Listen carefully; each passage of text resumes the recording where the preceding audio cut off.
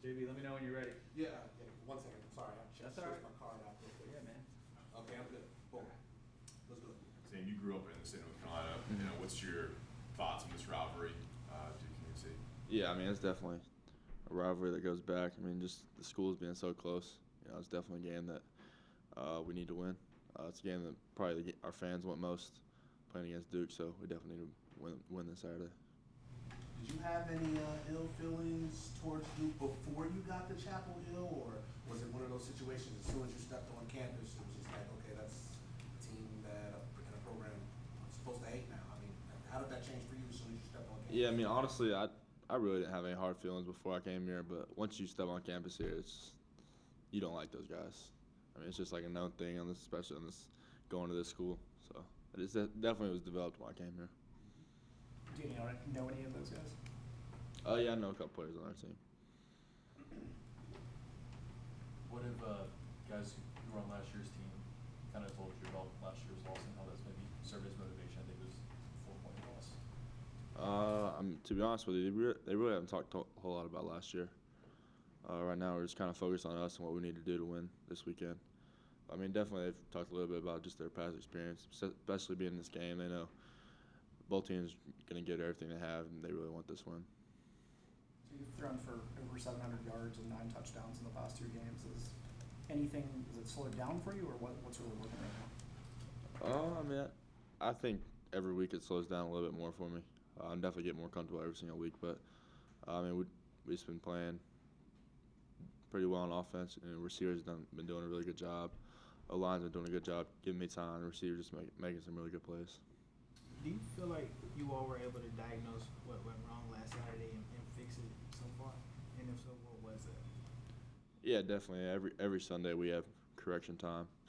We watch the game, and then we come out on the field and do our corrections. So we definitely learn from the mistakes we made. What was that you all had to fix? What did you say? There was just some little things here and there. It's nothing really mainly specific, but just it's every week there's just some mental stuff that goes on in the game that we got to go over. How do you feel like your team is responding and recovering from that game, with it being 6 overtimes and you guys having a rival coming up next? The first few days since Saturday, how do you feel like this team is responding and recovering? I think we've been doing a good job. I mean, it's hard when you come from a long game like that goes down to the end in 6 overtimes to kind of recover and get over it. I mean, because the more we keep thinking about what happened last Saturday, it takes time away from preparing for this Saturday. So we just got to put that game behind us and get ready for this weekend. What makes a 2-point conversion so hard? Is it because it's a shorter field to work with, or what's the challenge there? Yeah, I mean, it's two-point plays are tough. I mean, I think percentage is like high 30s, low 40s or something like that in college. But I mean, just the defense kind of loads everybody up. You don't always know what they're going to do down there. So I mean, it's a hard play call. So. What goes into y'all's practice preparation for 2-point plays? Yeah, Coach Larner definitely has all his 2-point plays that we like, and we practice them throughout the week, just based off what they like to do down there in the red zone. Sam, I believe you came into this past weekend leading the FBS with touchdown passes, and I'm going to just guess that you still do that after having 5 against Virginia Tech.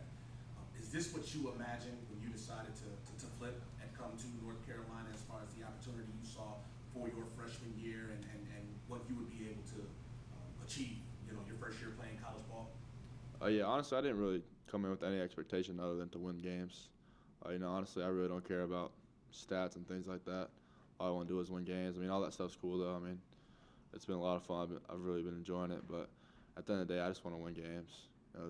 The numbers and stuff, that really don't mean anything to me. Do you feel like you've exceeded any expectations that you set for yourself, coming into your freshman year at this point in the season?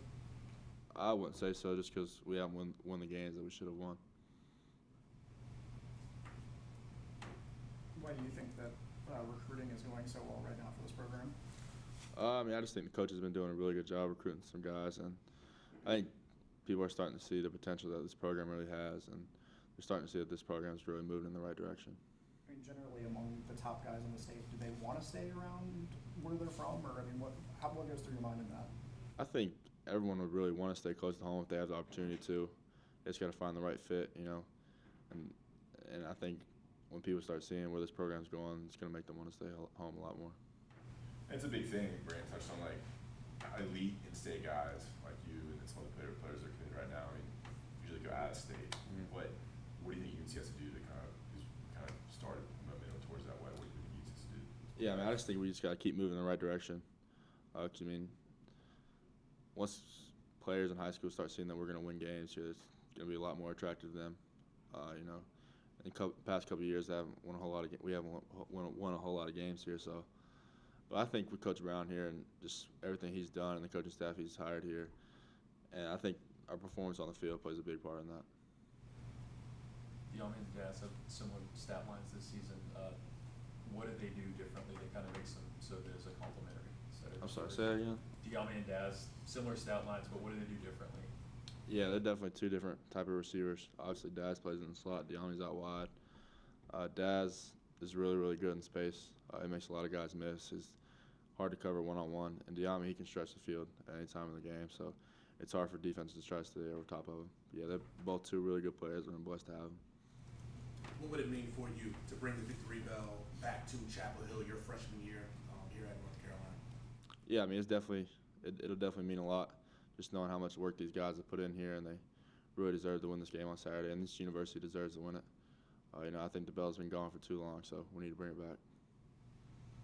Is there a lot of talk about, wanting to do this, especially for the seniors who have not had the opportunity to beat Duke during their time? Has there been talk amongst your teammates, especially for the young guys on the program? Yeah, I mean, it's definitely something we want to do here, especially for the seniors. Just everything they've been through, and they've worked so hard and come really a long way since they got here. But, I mean, really, we just want to win every single game. No matter who we're playing, we just want to win every single game.